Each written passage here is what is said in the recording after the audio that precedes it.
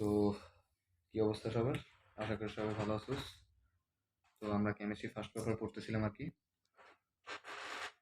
তো chemistry first পেপারের মধ্যে আমরা মোটামুটি আমাদের বেসিক যেই ব্যাপার স্যাপারগুলা এবং খুবই ইম্পর্টেন্ট একটা টপিক, যেটা থেকে এইচএসসিতে আসার সম্ভাবনা অনেক বেশি, হাইড্রোজেন বর্ণালী বা বর্ণালী সম্পর্কিত যে ব্যাপার স্যাপার।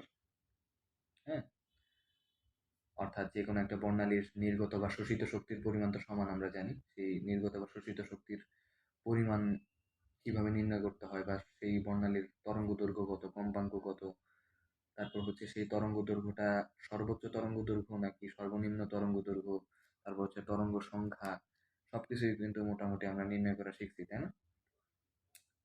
হ্যাঁ, আমরা নির্ণয় করা শিখছি এবং খুব ইফেক্টিভলি শিখছি।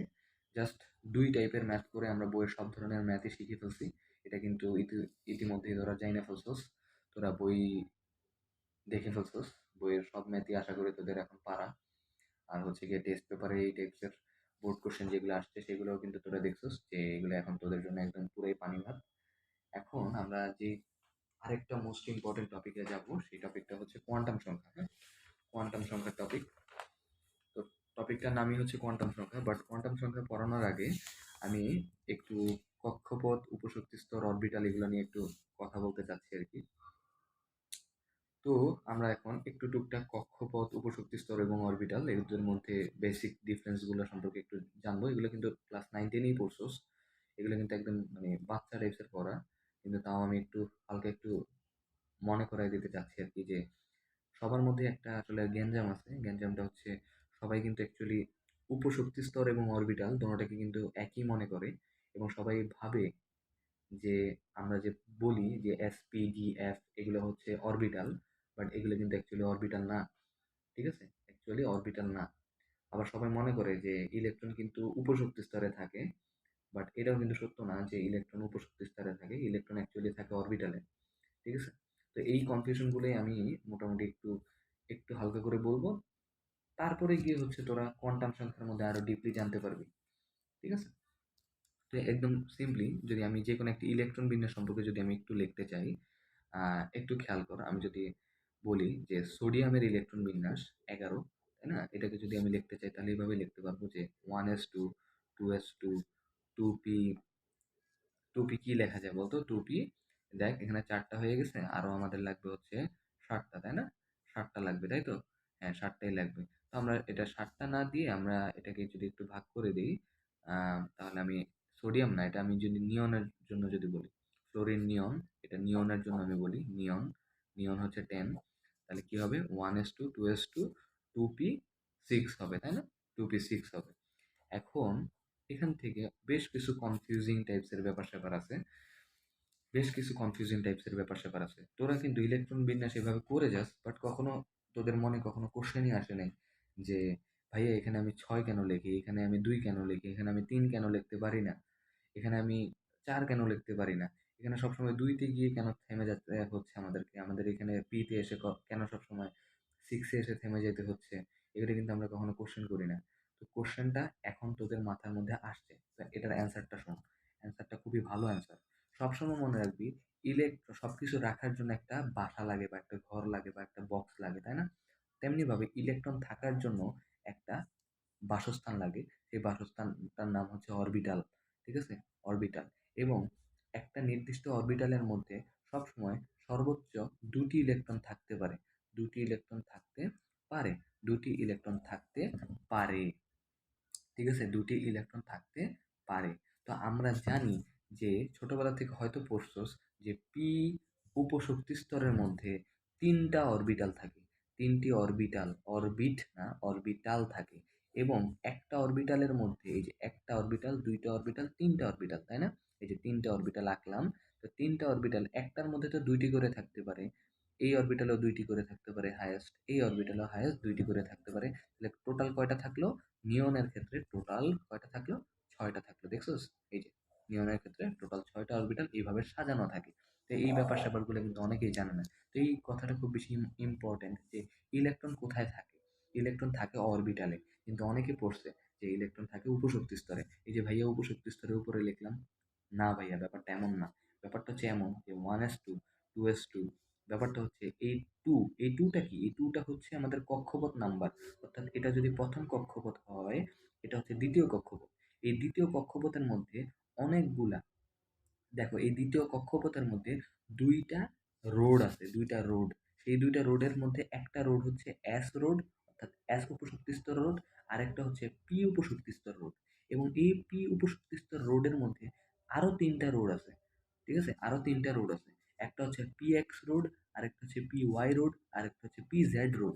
এবং এই P X, P Y, P Z এদেরকেই বলা হয় হচ্ছে গিয়ে অরবিটাল। কি কি কিটাল? অরবিটাল। কার orbital? P X, P Y, P Z এরা কাদের অরবিটাল? পি উপশক্তি স্তরের অরবিটাল। এবং এই পি উপশক্তি স্তরের অরবিটাল গুলোর মধ্যেই ইলেকট্রনকে পাওয়া যায়। তাহলে অরবিটাল কাকে বলে? আমরা একটু জিনিস চিন্তা করি তো, যে দেখ তো ইলেকট্রন পাওয়ার সম্ভাবনাটা সবচেয়ে বেশি কোথায়?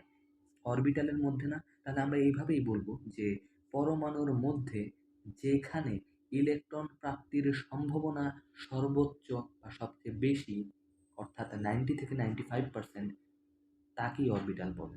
কি অরবিটাল কাকে বলে?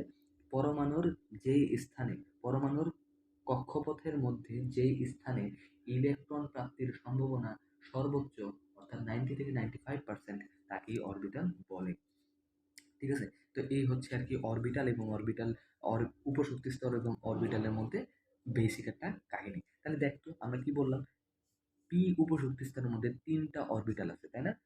তিনটা অরবিটাল আছে, তিনটা অরবিটাল আছে। তো তিনটা অরবিটাল তো আছে বুঝলাম।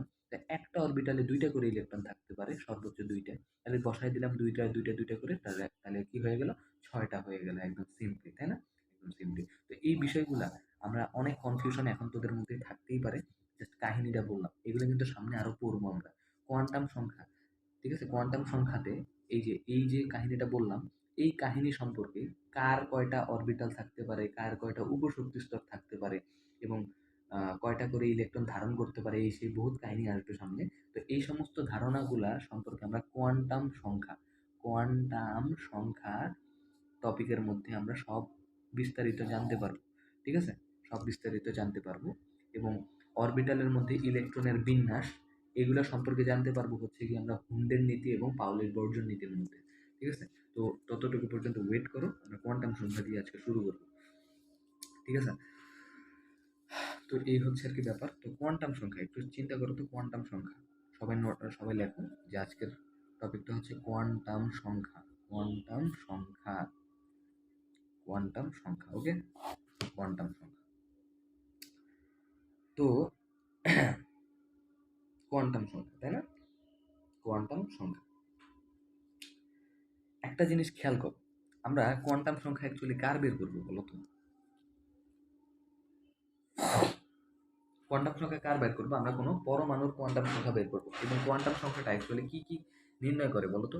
আমি একটু আগে বললাম, এই যে আমরা একটা পরমাণুর কক্ষপথ, উপশক্তি স্তর এবং তাদের যে অরবিটাল, তাদের সম্পর্কে কমপ্লিট একটা ধারণা পাবো কোয়ান্টাম সংখ্যার মাধ্যমে। তাহলে কোয়ান্টাম সংখ্যা আসলে সেটাই, এটা হচ্ছে একটা থিওরি, এমন একটা থিওরি যে থিওরিটা অ্যাকচুয়ালি কোনো পরমাণুর, ঠিক আছে, কোনো পরমাণুর ইলেকট্রনের শক্তি স্তরের আকার, উপশক্তি স্তরের আকৃতি, ঠিক আছে, তারপর হচ্ছে অরবিটালের সংখ্যা, ত্রিমাত্রিক দিকবিন্যাস, মানে সেটা কিভাবে আচরণ করতেছে সেটা, এবং আরেকটা জিনিস সে ডিফাইন করে, সেটা হচ্ছে কোনো একটা কক্ষপথের মধ্যে ইলেকট্রনটা কিভাবে ঘুরতেছে সেটাও ডিফাইন করবে। অর্থাৎ ইলেকট্রনের ঘূর্ণন প্রকৃতি সম্পর্কে একটা কমপ্লিট ধারণা দিবে। তাহলে এই কোয়ান্টাম সংখ্যাটা অ্যাকচুয়ালি কি কি সম্পর্কে তোমাকে আইডিয়া দিবে সেটা একটু খেয়াল করো। এটা তোমাকে শক্তিস্তর কক্ষপথ বা শক্তিস্তর সম্পর্কে একটা আইডিয়া দিবে। ঠিক আছে? কক্ষপথ বা শক্তিস্তর সম্পর্কে আইডিয়া দিবে। ঠিক আছে? তারপর এটা তোমাদেরকে উপশক্তি স্তরের আকৃতি বা শক্তি স্তর, অর্থাৎ এসপিডিএফ, ওগুলো সম্পর্কে তোমাকে আইডিয়া দিবে। ঠিক আছে? তাহলে কক্ষপথ এগুলো হচ্ছে কি 1 2 3 4, তাই না? কক্ষপথ তো এগুলোই, 1 নম্বর কক্ষপথ, 2 নম্বর কক্ষপথ, 3 4 5 নম্বর কক্ষপথ। উপশক্তি স্তর কোনগুলো? এসপিডিএফ, ডিএফ, এগুলো হচ্ছে তোমার উপশক্তি স্তর। তারপর এই কোয়ান্টাম সংখ্যার মাধ্যমে তুমি অরবিটাল সম্পর্কে একটা কমপ্লিট ধারণা পাবা। ঠিক আছে? এবং অরবিটাল যেই কথা, পরমাণুর ত্রিমাত্রিক দিকবিন্যাসও কিন্তু একই কথা। ঠিক আছে? একই কথা, অর্থাৎ অরবিটালের মাধ্যমেই পরমাণুর ত্রিমাত্রিক দিকবিন্যাস সম্পর্কে প্রপার ধারণা পাওয়া যায়। তো এইগুলো পেঁচালটা মাথার মধ্যে নেওয়ার দরকার নেই। মনে রাখো যে কোয়ান্টাম সংখ্যা দ্বারা অরবিটাল সম্পর্কে ধারণা পাওয়া যায়। অরবিটাল কোনগুলা বলো তো? একদম সিম্পল, যে পিএক্স, পিওয়াই, পিজেড, ঠিক আছে? পিজেড আরও আছে, ডি এর জন্য অরবিটাল আছে, তারপর এফ এর জন্য অরবিটাল আছে, এবং এস উপশক্তি স্তরে তো অরবিটাল একটাই। কেন অরবিটাল একটা? কারণ দেখো তার সর্বোচ্চ ইলেকট্রন ধারণ ক্ষমতা হচ্ছে কটা? দুইটা। এবং সর্বোচ্চ দুইটা ইলেকট্রন ধারণ করতে পারে কয়টা অরবিটাল? একটা অরবিটাল। তাহলে আমরা বলতেই পারি যে এস উপশক্তি স্তরের মধ্যে শুধুমাত্র একটা অরবিটাল আছে, তাই না? সিম্পলি আমরা বলতে পারি। ঠিক আছে? তারপর আরেকটা জিনিস ডিফাইন করা যায় কোয়ান্টাম সংখ্যার মাধ্যমে, সেটা হচ্ছে ইলেকট্রনের ঘূর্ণন। ইলেকট্রনের ঘূর্ণন, ঠিক আছে? ইলেকট্রনের ঘূর্ণনটা বা স্পিন সম্পর্কে প্রপার আইডিয়া পাওয়া যায়। তাহলে সবাই কোয়ান্টাম সংখ্যা কাকে বলে সেটা একটু লিখে নাও। যে আমি মুখে বলতেছি, সবাই একটু লেখো, খুব সুন্দর মতো লিখবা যে কোয়ান্টাম বলবিদ্যা অনুসারে যে সংখ্যার সাহায্যে পরমাণুর ইলেকট্রনের শক্তিস্তরের আকার, উপশক্তি স্তরের আকৃতি, ত্রিমাত্রিক দিকবিন্যাস ও ইলেকট্রনের ঘূর্ণন প্রকৃতি ব্যাখ্যা করা যায়, তাকেই কোয়ান্টাম সংখ্যা বলে। ঠিক আছে? তাকেই কি বলে? তাকেই কোয়ান্টাম সংখ্যা বলে। তো এই যে আমরা জানলাম কোয়ান্টাম সংখ্যা সম্পর্কে, আইডিয়াটা পাইলাম। তো এই কোয়ান্টাম সংখ্যা বলতেছি না, কোয়ান্টাম নাম্বার। এই কোয়ান্টাম সংখ্যা কয়টা জানো? কোয়ান্টাম সংখ্যা হচ্ছে চারটা। এখানে একটু লিখি, কোয়ান্টাম সংখ্যা কয়টা? কোয়ান্টাম সংখ্যা হচ্ছে চারটা। কোয়ান্টাম সংখ্যা সংখ্যা চারটি। কোয়ান্টাম সংখ্যা চারটি। কয়টি কোয়ান্টাম সংখ্যা? কোয়ান্টাম সংখ্যা হচ্ছে চারটি। কি কি? প্রথম কোয়ান্টাম সংখ্যার নাম হচ্ছে প্রধান কোয়ান্টাম সংখ্যা। প্রধান কোয়ান্টাম সংখ্যা। প্রধান কোয়ান্টাম সংখ্যা। কোয়ান্টাম সংখ্যা। প্রথমটার নাম কি? প্রথমটার নাম হচ্ছে প্রধান কোয়ান্টাম সংখ্যা। দুই নাম্বারটার নাম হচ্ছে সহকারী কোয়ান্টাম সংখ্যা। সহকারী কোয়ান্টাম সংখ্যা, ঠিক আছে? সহকারী কোয়ান্টাম সংখ্যা। তিন নাম্বারটা হচ্ছে চৌম্বকীয় কোয়ান্টাম সংখ্যা। চুম্বকীয় কোয়ান্টাম সংখ্যা। চুম্বকীয় কোয়ান্টাম সংখ্যা। চার নাম্বারটার নাম হচ্ছে স্পিন কোয়ান্টাম সংখ্যা। এটা সবাই দেখতেছো কিনা আমি জানি না, সবাই একটু লেখো। এই যে একটু করে দেখে নাও, এই যে এখান থেকে একটু দেখে নাও কষ্ট করে, যে স্পিন কোয়ান্টাম সংখ্যা। স্পিন কোয়ান্টাম সংখ্যা, ঠিক আছে? স্পিন কোয়ান্টাম সংখ্যা। তো এই কোয়ান্টাম সংখ্যাগুলোকে একটা নির্দিষ্ট ভাবে প্রকাশ করা যায়। যেমন প্রধান কোয়ান্টাম সংখ্যাকে এন দ্বারা প্রকাশ করা হয়, এই সহকারী কোয়ান্টাম সংখ্যাকে এল দ্বারা প্রকাশ করা হয়, চুম্বকীয় কোয়ান্টাম সংখ্যাকে ম্যাগনেটিক অর্থাৎ এম দ্বারা প্রকাশ করা হয়, আর হচ্ছে যে তোমার স্পিন কোয়ান্টাম সংখ্যাকে এস দ্বারা প্রকাশ করা হয়। তো এটা আশা করি তোমরা বুঝছো। হ্যাঁ, এটা আশা করি তোমরা বুঝছো। তাহলে দেখো তো এখানে কোনটার কাজ কি, এটা একটু তোমাকে বলি। যে প্রধান কোয়ান্টাম সংখ্যা, একে আমরা এন দ্বারা প্রকাশ করতেছি, এবং আমরা কিন্তু জানি যে এন দ্বারা আমরা কক্ষপথকে প্রকাশ করি, তাই না? এন দ্বারা আমরা কক্ষপথকে প্রকাশ করি। তাহলে প্রধান কোয়ান্টাম সংখ্যাটা আসলে ইলেকট্রনের প্রধান শক্তিস্তর সম্পর্কে তোমাকে আইডিয়া দিবে। ঠিক আছে? প্রধান শক্তিস্তর সম্পর্কে আইডিয়া দিবে। সহকারী কোয়ান্টাম সংখ্যাটা তোমাকে উপশক্তিস্তর সম্পর্কে আইডিয়া দিবে। চৌম্বকীয় কোয়ান্টাম সংখ্যাটা তোমাকে অরবিটাল সম্পর্কে আইডিয়া দিবে। এবং স্পিন কোয়ান্টাম সংখ্যাটা আমরা একটু আগেই জানলাম যে ইলেকট্রন কিভাবে ঘুরতেছে একটা কক্ষপথের মধ্যে, অর্থাৎ ইলেকট্রনের ঘূর্ণন সম্পর্কে তোমাকে আইডিয়া দিবে। ঠিক আছে? এই কমপ্লিট আইডিয়াটা আশা করি তোমার পাইছো। তো আমরা এখন ডিপে চলে যাব, অর্থাৎ কোনটা কি এবং সেগুলো সম্পর্কিত তথ্যগুলো আমরা এখন জানবো। হ্যাঁ, তো খেয়াল করো, আমরা এখন 1 নাম্বার দিয়ে শুরু করবো, যে প্রধান কোয়ান্টাম সংখ্যা। প্রধান প্রধান কোয়ান্টাম সংখ্যা দিয়ে আমরা শুরু করবো। হ্যাঁ, তো প্রধান কোয়ান্টাম সংখ্যা কি করে বলো তো? প্রধান কোয়ান্টাম সংখ্যা দিয়ে আমরা কি বুঝতে পারি? প্রধান কোয়ান্টাম সংখ্যা দ্বারা অ্যাকচুয়ালি আমরা কক্ষপথ বা প্রধান শক্তিস্তর, ঠিক আছে, বা প্রধান প্রধান শক্তিস্তর সম্পর্কে জানতে পারি, তাই না? শক্তিস্তর সম্পর্কে অ্যাকচুয়ালি আমরা জানতে পারি, অর্থাৎ এই প্রধান কোয়ান্টাম সংখ্যাটা আমাকে কক্ষপথ বা প্রধান শক্তিস্তর সম্পর্কে নির্দেশ করবে। ঠিক আছে? তাহলে আমরা যদি এখান থেকে প্রধান কোয়ান্টাম সংখ্যা কাকে বলে, আমি যদি একটু তোমাদেরকে মুখে মুখে বলি, সবাই একটু লিখে নিবা। যে পরমাণুর ইলেকট্রন সমূহ কোন প্রধান শক্তিস্তরের মধ্যে অবস্থিত। পরমাণুর ইলেকট্রন সমূহ কোন প্রধান শক্তিস্তর বা কোন প্রধান কক্ষপথে অবস্থিত তা প্রকাশ করার জন্য যে কোয়ান্টাম সংখ্যা ব্যবহার করা হয়, তাকেই প্রধান কোয়ান্টাম সংখ্যা বলে। আমি কিন্তু এখানে বললাম, ঠিক আছে? সবাই লেখছো আমি জানি। তো আমি কিন্তু বলেই দিছি যে এখানে সংখ্যাটা খেয়াল করো, যে কোনো পরমাণুর ইলেকট্রন সমূহ কোন প্রধান, কোন মানে কয় নাম্বার প্রধান কক্ষপথের মধ্যে অবস্থিত, সেই প্রধান কক্ষপথটাকেই আসলে প্রধান কোয়ান্টাম সংখ্যা বলা হচ্ছে। বা সেটাকে প্রকাশ করার জন্য আমি যেই কোয়ান্টাম সংখ্যা ইউজ করব, ঠিক আছে, সেই সংখ্যাটাকেই অ্যাকচুয়ালি কি বলা হয়, প্রধান কোয়ান্টাম সংখ্যা বলে। আশা করি এই জিনিসটা তোমরা বুঝছো, ঠিক আছে।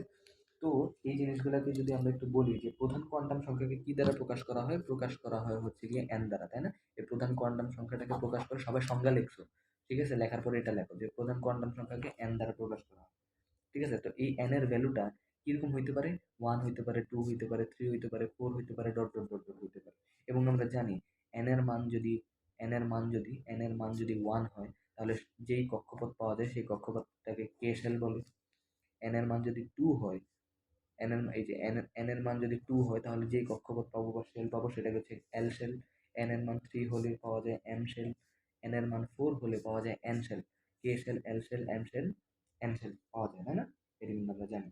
এবং একটা নির্দিষ্ট কক্ষপথে ইলেকট্রন ধারণ ক্ষমতা, মানে একটা কক্ষপথের মধ্যে কতগুলো ইলেকট্রন ধারণ করে বা কতগুলো ইলেকট্রন পাওয়া যায় একটা নির্দিষ্ট কক্ষপথের মধ্যে, অর্থাৎ 2 নাম্বার, 3 নাম্বার, 4 নাম্বার কক্ষপথের মধ্যে কয়টা করে ইলেকট্রন পাওয়া যায়, সেটা আমরা কিভাবে বের করতে পারি, একদম সিম্পল একটা ফর্মুলার মাধ্যমে বের করা যায়। সেটা এমসিকিউতে আসে যে প্রধান শক্তি স্তরের সর্বোচ্চ ইলেকট্রন ধারণ ক্ষমতা, প্রধান কক্ষপথে কক্ষপথে সর্বোচ্চ ইলেকট্রন ধারণ ক্ষমতা, সর্বোচ্চ ইলেকট্রন ধারণ ক্ষমতা, ধারণ ক্ষমতা ইকুয়ালস টু হচ্ছে সূত্র এটা যে টু এন স্কোয়ার, ঠিক আছে। তাহলে তোমাকে যদি বলে কে শেলের জন্য, কে শেলের মধ্যে কয়টা ইলেকট্রন ধারণ করতে পারে, তাহলে এন এর মান বসাবা কত, এন এর মান বসাবা ওয়ান, ঠিক আছে। এল শেলের জন্য বা 2 নাম্বার কক্ষপথের জন্য টু বসাবা, ঠিক আছে, এতটি। 3 নাম্বার বা এম এর জন্য বসাবা থ্রি।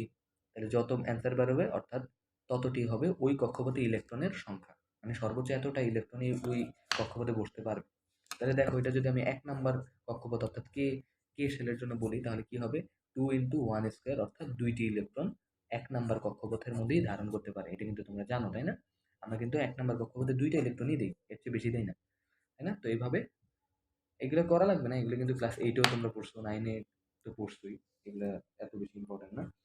তো এই গেল আমাদের প্রধান কোয়ান্টাম সংখ্যা, ঠিক আছে, এই গেল আমাদের প্রধান কোয়ান্টাম সংখ্যা। এটা কিন্তু খুব ভালো মতোই তোমরা জানছো বা বুঝছো। এরপরে আমরা যেটা দেখবো সেটা হচ্ছে সহকারী কোয়ান্টাম সংখ্যা। কি সংখ্যা? সহকারী কোয়ান্টাম সংখ্যা, সহকারী। তো সহকারী কোয়ান্টাম সংখ্যা এগুলো কিন্তু সংজ্ঞামূলক কোশ্চেনে আসবে, ঠিক আছে, জ্ঞানমূলক কোশ্চেনে আসবে।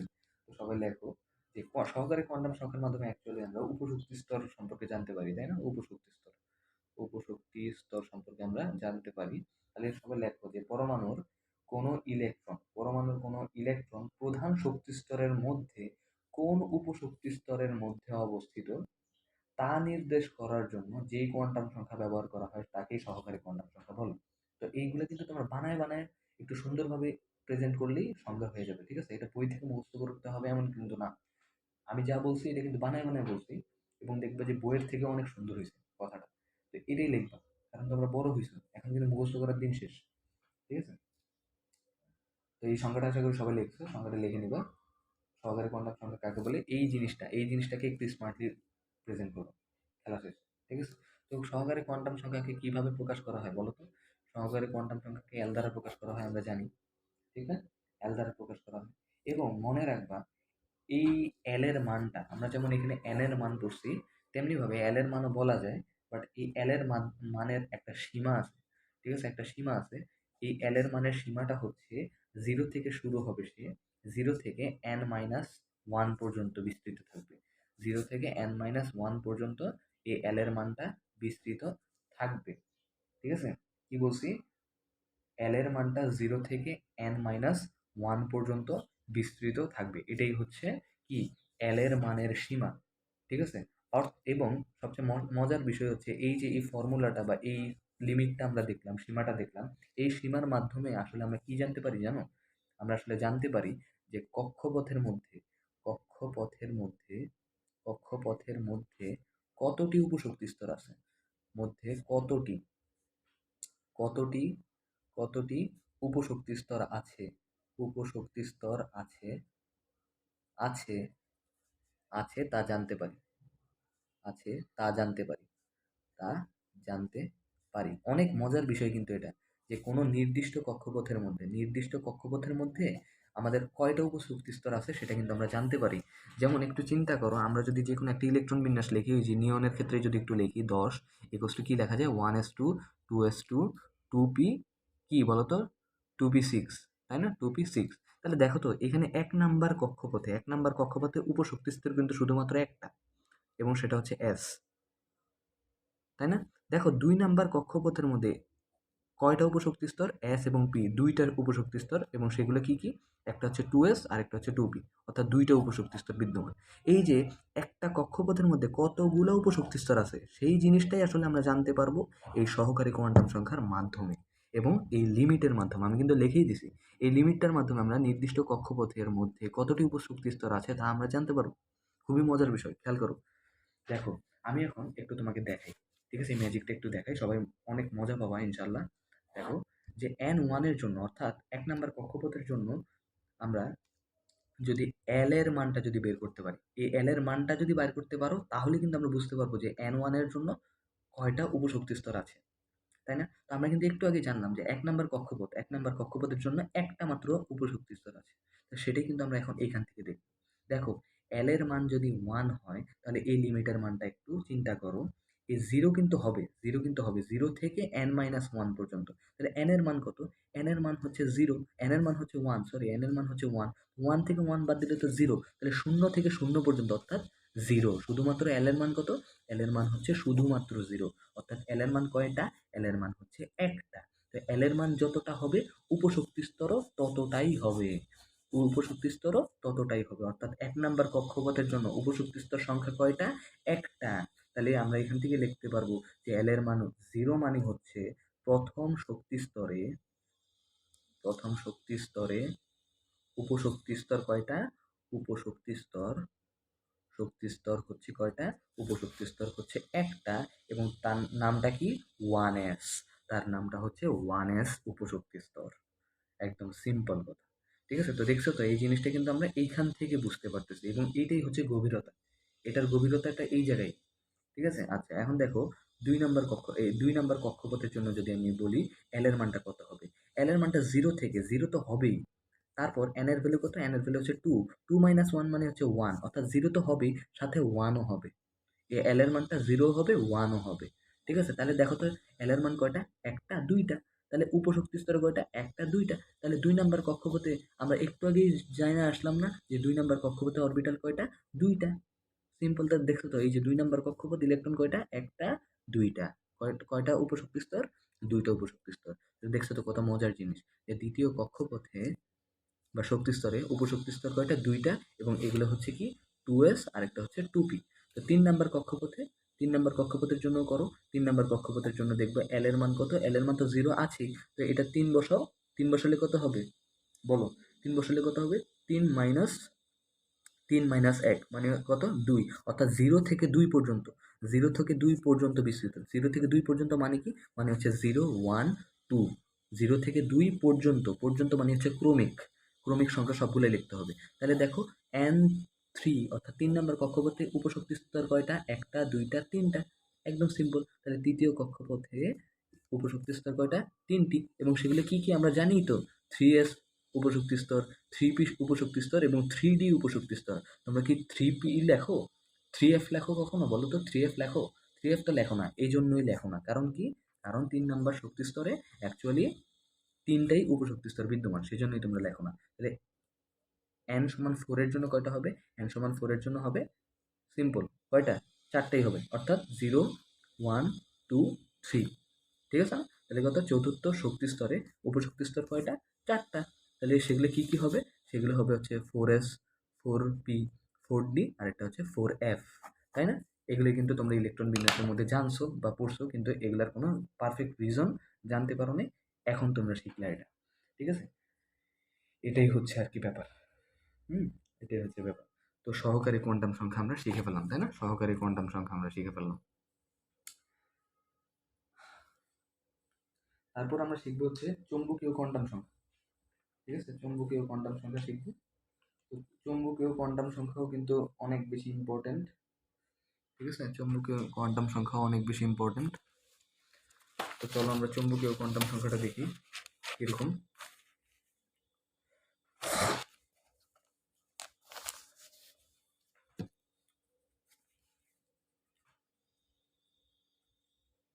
3 নম্বর কোয়ান্টাম সংখ্যা হচ্ছে আমাদের চুম্বকীয় কোয়ান্টাম সংখ্যা। তো চুম্বকীয় কোয়ান্টাম সংখ্যা আসলে আমাদেরকে কি মানে কি নির্দেশ করে বলো তো? অরবিটাল নির্দেশ করে, তাই না? অরবিটাল নির্দেশ করে, অরবিটাল। অরবিটাল সম্পর্কে আমাদেরকে প্রপার একটা ধারণা দেয়, তাই না? তো সবাই একটু লেখো যে এটার সংজ্ঞাটা, সবাই একটু, আমি যেভাবে বলবো সবাই একটু মুখস্থ করে নেবা এবং নোট করে নেবা, একটু মুখস্থ করবা, ঠিক আছে? এটার সংজ্ঞাটা একটু সুন্দরভাবে দিতে হবে এবং এই সংজ্ঞাটা কিন্তু আসতে পারে, ঠিক আছে? সেই জন্য আমি একটু বইয়ের মতো করে সুন্দর মতো বলতেছি, সবাই লেখো। এটা একটু মুখস্থ করে নিবা, না বুঝলেও মুখস্থ করবা। পরমাণুর নিউক্লিয়াস ও কক্ষপথে ঘূর্ণনরত ইলেকট্রন থাকায় পরমাণুর অভ্যন্তরে সৃষ্ট বিদ্যুৎ ক্ষেত্রের জন্য সৃষ্ট চৌম্বক ক্ষেত্রের প্রভাবে ইলেকট্রনের বিভিন্ন অরবিটালের ত্রিমাত্রিক দিকবিন্যাস ঘটে। অরবিটালের এই ত্রিমাত্রিক দিকবিন্যাস প্রকাশ করার জন্য যে কোয়ান্টাম সংখ্যা ব্যবহার করা হয় তাকেই চৌম্বকীয় কোয়ান্টাম সংখ্যা বলে, তাকেই চৌম্বকীয় কোয়ান্টাম সংখ্যা বলে, ঠিক আছে? তাহলে তোমাকে কিন্তু আমি এই কিছুক্ষণ আগেই যখন বেসিক বুঝাচ্ছিলাম তখন কিন্তু বলছি যে চুম্বকীয় কোয়ান্টাম সংখ্যা দ্বারা আসলে অরবিটাল সংখ্যা নির্দেশ করে, এবং অরবিটাল সংখ্যা নির্দেশ করা যেই কথা, পরমাণুর পরমাণুর ত্রিমাত্রিক দিকবিন্যাস বোঝানোও কিন্তু একই কথা, এটা কিন্তু তোমাকে আমি বলছিলাম, তাই না? তাহলে কি এই সংজ্ঞার মধ্যেও কিন্তু এই কথাটাই ফুটে উঠছে যে কি অরবিটালের ত্রিমাত্রিক দিকবিন্যাস প্রকাশ করার জন্য যে কোয়ান্টাম সংখ্যা ব্যবহার করা হয় দিন শেষে সেটাকেই চুম্বকীয় কোয়ান্টাম সংখ্যা বলে। এবং বড় সংজ্ঞা যেটা বলছি সবাই লিখবা, মুখস্থ করবে, ঠিক আছে? আচ্ছা, এই চৌম্বকীয় কোয়ান্টাম সংখ্যাটাকে কি নামে প্রকাশ করা হয় সবাই একটু খেয়াল করো, একদম তাড়াতাড়ি বলবো। একে কিন্তু এম দ্বারা প্রকাশ করা হয় এবং এরও একটা সীমা আছে, ঠিক আছে? এদের মানটারও একটা সীমা আছে, ঠিক আছে? এই চৌম্বকীয় কোয়ান্টাম সংখ্যার মানেরও একটা সীমা আছে। এই মানটা হচ্ছে, আমরা কিন্তু এল এর মান জানছিলাম, সেই এল এর মানটা একটু খেয়াল করো, এটার সীমাটা হবে প্লাস এল এর মান, ঠিক আছে? প্লাস এল এর মান থেকে 0 পর্যন্ত, তারপর আবার জিরো থেকে মাইনাস এল পর্যন্ত। এটা হচ্ছে চৌম্বকীয় কোয়ান্টাম সংখ্যার লিমিট, ঠিক আছে? চৌম্বকীয় কোয়ান্টাম সংখ্যার লিমিট এত পর্যন্ত, ঠিক আছে? প্লাস এল থেকে 0 এবং 0 থেকে মাইনাস এল পর্যন্ত হবে কোয়ান্টাম সংখ্যার মানের লিমিট, ঠিক আছে? এক্সাম্পল দিলে বুঝে যাবো, ঠিক আছে? একে এম দ্বারা প্রকাশ করা হয়, এটা কিন্তু জানছো তোমরা। আচ্ছা, এটা কিন্তু খুব সুন্দর মতো জানছো। তারপরে কি বলা যায়, এখন দেখো আমরা কি বলছিলাম যে চুম্বকীয় কোয়ান্টাম সংখ্যাটা অ্যাকচুয়ালি অরবিটাল সংখ্যাটা নির্দেশ করবে, অর্থাৎ একটা উপশক্তি স্তরের মধ্যে অ্যাকচুয়ালি কতগুলো অরবিটাল আছে সেটা সম্পর্কে আমরা জানতে পারি। তো আমরা কিন্তু একটু আগে উদাহরণের মাধ্যমে একদম প্রথমেই আমরা জানছিলাম যে এস উপশক্তি স্তরে অরবিটাল সংখ্যা হচ্ছে একটি, ঠিক আছে? তারপর হচ্ছে পি উপশক্তি স্তরে অরবিটাল সংখ্যা হচ্ছে 3টি, তাই না? তারপর আমরা কিন্তু জানি যে ডি উপশক্তি স্তরে অরবিটাল সংখ্যা হচ্ছে 5টি। এগুলো কিন্তু কম বেশি সবাই জানে। তো এই জিনিসগুলাই মানে উপশক্তি স্তরের মধ্যে অরবিটাল সংখ্যাগুলা জানা যায় কিসের মাধ্যমে? এই চুম্বকীয় কোয়ান্টাম সংখ্যার মাধ্যমে। এই হচ্ছে ব্যাপার। তো আমরা কি জানলাম? আমরা জানলাম হচ্ছে চুম্বকীয় কোয়ান্টাম সংখ্যাকে, আবার একটু রিপিট করতেছি, চুম্বকীয় কোয়ান্টাম সংখ্যাকে এম দ্বারা প্রকাশ করা হয়, এর সীমা হচ্ছে প্লাস এল থেকে 0 পর্যন্ত, আবার 0 থেকে মাইনাস এল পর্যন্ত বিদ্যমান। আমরা জানছিলাম যে উপশক্তি স্তরগুলোতে এতটি এতটি করে কি থাকে, অরবিটাল থাকে, তাই না? তো সেগুলোই আমরা এইখানে চুম্বকীয় কোয়ান্টাম সংখ্যার মধ্যে প্রুফ করব। আচ্ছা, এখন সবাই একটা চার্ট লেখো, এই বাম পাশে সবাই একটা চার্ট লিখবা। এই চার্টটা সবার একটু নোট করতে হবে, নোট করে নোট লিখে একটু মনে রাখতে হবে যে এস উপশক্তি স্তরের জন্য, পি উপশক্তি স্তরের জন্য, ডি উপশক্তি স্তরের জন্য এবং এফ উপশক্তি স্তরের জন্য, ঠিক আছে? এফ উপশক্তি স্তরের জন্য এল এর মানগুলা কিরকম হবে, ঠিক আছে? এল এর মানগুলা এটা সবার মনে রাখতে হবে এবং এটা মনে রাখলে অনেক বেশি সুবিধা হবে। মনে রাখবা যে এস উপশক্তি স্তরের জন্য এল এর মানটা হচ্ছে 0, পি এর জন্য 1, ডি এর জন্য 2, এফ এর জন্য 3। এটা মনে রাখাটা কিন্তু এত বেশি কঠিন না, ঠিক আছে? সবাই মনে রাখবা, হয়ে যাবে। অনেক সুবিধা আছে, এটা তোমাদের আফবাউনিতে যখন পড়বা তখনও কাজে লাগবে, হ্যাঁ? আচ্ছা, তো এখন আমরা কি শিখবো? আমরা শিখবো হচ্ছে অরবিটালের উপশক্তি স্তরের মধ্যে কতটা করে অরবিটাল আছে সেটা আমরা শিখবো, হ্যাঁ? তাহলে দেখো আমরা যদি এখন চার্ট করে ফেলি, একটা একটা যদি আমরা চার্ট করে ফেলি, ঠিক আছে? একটা সুন্দর একটা চার্ট করবো, যে দেখো এস অরবিটালের জন্য এস এর জন্য শিখবো, ঠিক আছে? তারপর পি এর জন্য শিখবো, পি এর জন্য, তারপর শিখবো হচ্ছে ডি এর জন্য, তারপর শিখবো হচ্ছে এফ এর জন্য, ঠিক আছে? এফ এর জন্য অনেক সুন্দর করে আমরা শিখবো, খেয়াল করো। এফ এর জন্য। ওকে, আচ্ছা এখন একটু খেয়াল করো তো যে এস এর জন্য আমরা একটু আগে শিখলাম যে এল এর ভ্যালুটা, সহকারী কোয়ান্টাম সংখ্যার মান কত? সহকারী কোয়ান্টাম সংখ্যার মান হচ্ছে 0। এটার জন্য সহকারী কোয়ান্টাম সংখ্যার মান 1, এটার মান হচ্ছে 2, এটার জন্য হচ্ছে 3, তাই না? 3। এখন একটু খেয়াল করো এম এর মানগুলো কিরকম হবে? এম এর মান, এম এর মান, এম এর মান। তো আমার যদি এস উপশক্তি স্তরের জন্য এম এর মান কি হবে? খেয়াল করো আমি কি বলছি? বলছি হচ্ছে এম এর মানের লিমিটটা হচ্ছে প্লাস এল থেকে মাইনাস এল পর্যন্ত, জিরো সহ, জিরো সহ। তাহলে দেখো এই ক্ষেত্রে তো আমাদের কোনো এল এর মান নাই, এল এর মান জিরো, মানে এল এর মান নাই, তাহলে প্লাস এল আর মাইনাস এল কাউন্ট হবে না। আলটিমেটলি এম এর ভ্যালু কত? এম এর ভ্যালু হচ্ছে জিরো। ঠিক আছে, এটা আশা করি বুঝছো। একদম সিম্পল ভাবে মনে রাখবে, এল এর মান যদি জিরো হয় এম এর মান সবসময় জিরো হবে। এল এর মান যদি জিরো হয় এম এর মান সবসময় জিরো হবে। আবার বলতেছি, এল এর মান যদি জিরো হয় এম এর মান সবসময় কি হবে? চৌম্বকীয় কোয়ান্টাম সংখ্যার মানও জিরো হবে। অর্থাৎ অর্থাৎ আমরা একটু আগে জেনে আসছি যে এস অরবিটালে, এস উপশক্তি স্তরে, সরি এস উপশক্তি স্তরে অরবিটাল সংখ্যা কয়টা? অরবিটাল সংখ্যা হচ্ছে একটা।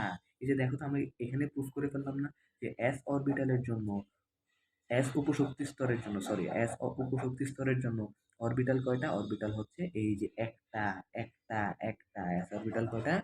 এস উপশক্তি স্তরের জন্য অরবিটাল কয়টা? একটা। সিম্পল।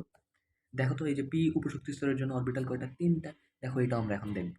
ঠিক আছে, খেয়াল করো এল এর মান কত? পি উপশক্তি স্তরের জন্য 1। তাহলে দেখো প্লাস 1 একবার দাও, এই যে প্লাস 1 একবার দাও, থেকে জিরো তো আসেই, তারপর হচ্ছে এল এর মান কত? -1। তাহলে এই যে -1, দেখো কয়টা আসলো? এই যে এটা কার জন্য করলাম? এটা হচ্ছে আমরা কার জন্য করলাম বলো তো? পি উপশক্তি স্তরের জন্য করলাম, কারণ পি উপশক্তি স্তরে এল এর মান হচ্ছে 1, +1 0, তারপর এখানে মাইনাস আছে সেজন্য -1। তাহলে এম এর ভ্যালু কত হবে? +1, 0, -1। তাহলে দেখো তো কয়টা?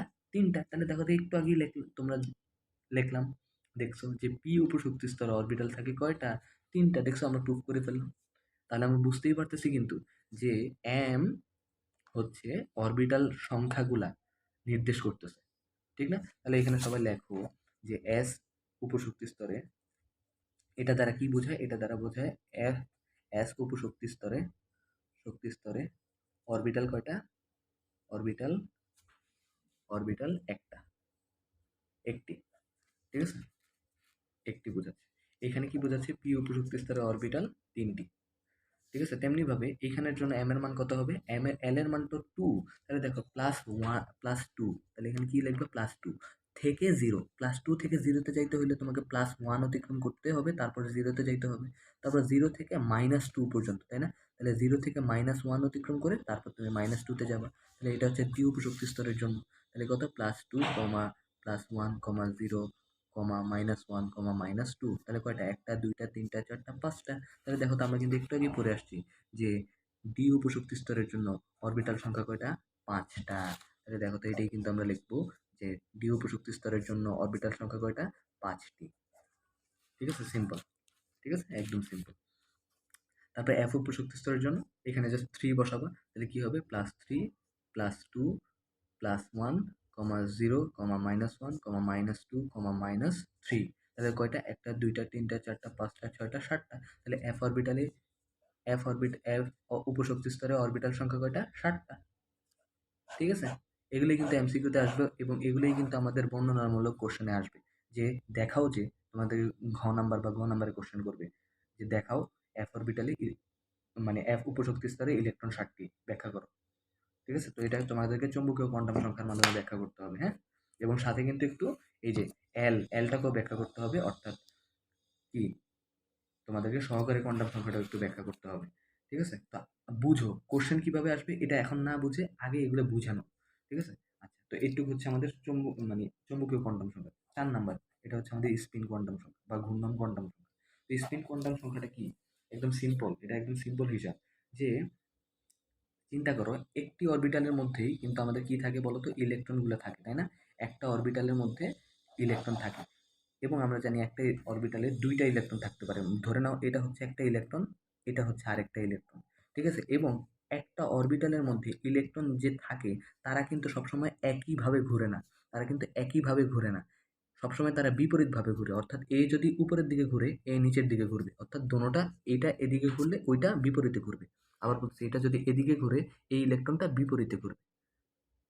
ঠিক আছে? অর্থাৎ কোনো নির্দিষ্ট অরবিটালের মধ্যে দুইটা ইলেকট্রন থাকতে পারে, সেই দুইটা ইলেকট্রনের স্পিন কিন্তু একমুখী হয় না, স্পিনটা বিপরীতমুখী হয়। ঠিক আছে? তাহলে আমরা বুঝতেই পারতেছি যে এই ইলেকট্রনটা যদি ঘড়ির কাঁটার দিকে হয়, ঘড়ির কাঁটার ঘড়ির কাঁটার যদি দিকে ঘুরে, ঘড়ির কাঁটার কাঁটার দিকে ঘুরলে এটা হবে ঘড়ির কাঁটার বিপরীতে, এইটা ঘড়ির কাঁটার বিপরীতে ঘুরবে। ঠিক আছে? ঘড়ির কাঁটার বিপরীতে ঘুরবে। ঠিক আছে? ঘড়ির কাঁটার কিসে ঘুরবে? ঘড়ির কাঁটার বিপরীতে ঘুরবে। তাহলে স্পিন কোয়ান্টাম সংখ্যা কাকে বলে? যে পরমাণুর ইলেকট্রনের ঘূর্ণন দিক প্রকাশকারী কোয়ান্টাম সংখ্যাকেই স্পিন কোয়ান্টাম সংখ্যা বলে। একদম সিম্পল। একে কি দ্বারা প্রকাশ করা হয়? আমরা কিন্তু বুঝলাম যে স্পিন কোয়ান্টাম সংখ্যাটা কি। একে এস দ্বারা প্রকাশ করা হয়। ঠিক আছে? এস এর মান একদম ফিক্সড। ঠিক আছে? এই এস এর মান কিন্তু ফিক্সড। ঠিক আছে? হইতে পারে প্লাস হাফ, আরেকটা হইতে পারে মাইনাস হাফ। ঠিক আছে? একে হাফ কেন বলে? এটার কোনো রিজন নেই, বাট প্লাস মাইনাস কেন সেটা রিজন আছে। এটা হচ্ছে একটা ইলেকট্রনের ঘূর্ণন পজিটিভ দিক বরাবর ঘুরতেছে, এটা বোঝাচ্ছে। আরেকটা হচ্ছে মাইনাস দিক বরাবর, অর্থাৎ বিপরীত দিকে ঘুরতেছে, সেটা বোঝাচ্ছে। হাফ কেন? অর্থাৎ একটা অরবিটালেরই অর্ধেক পার্ট, মানে একটা ইলেকট্রন, একটা অরবিটালের মধ্যে দুইটা জায়গা থাকে না, এই দুইটা, এইখানের মধ্যে একটা ইলেকট্রন থাকে, এটার মধ্যে একটা ইলেকট্রন থাকে আর কি। তো এইটাকে হাফ বোঝাইতেছে। তো এটার মধ্যে ইলেকট্রনটা উপরের দিকে ঘুরলে এটা নিচের দিকে ঘুরবে, মাইনাস। ঠিক আছে? এটাই বোঝাচ্ছে। তো এস এর মান হচ্ছে এটা। ঠিক আছে? প্রতিটি অরবিটালে ইলেকট্রনগুলো বিপরীত স্পিনে প্রবেশ করে, এটা ইম্পর্টেন্ট না, তো একটু পর্যন্ত বুঝলেই হবে। ঠিক আছে? তো স্পিন কোয়ান্টাম সংখ্যা কাকে বলে? পরমাণুর ইলেকট্রনের ঘূর্ণনের দিক প্রকাশকারী কোয়ান্টাম সংখ্যাকে স্পিন কোয়ান্টাম সংখ্যা বলে। ঠিক আছে? এই হচ্ছে আর কি অবস্থান বা ব্যবস্থা। তো একটু পর্যন্ত সবাই নোট করবা, আর কোয়ান্টাম সংখ্যা সম্পর্কে একদম পারফেক্ট আইডিয়া তো পাইছই, এখন তোমরা বই পড়বা, নোটটাকে বারবার রিভিশন নিবা। নেক্সট ক্লাসে আমরা কোয়ান্টাম সংখ্যা সম্পর্কে কি ধরনের সিকিউ কোশ্চেন আসতে পারে বা অনুধাবনমূলক কোশ্চেন আসতে পারে সেগুলো আমরা জানবো। হ্যাঁ, আজকে একটু পর্যন্তই। সবাই ভালো থাকো, সুস্থ থাকো, আল্লাহ হাফেজ।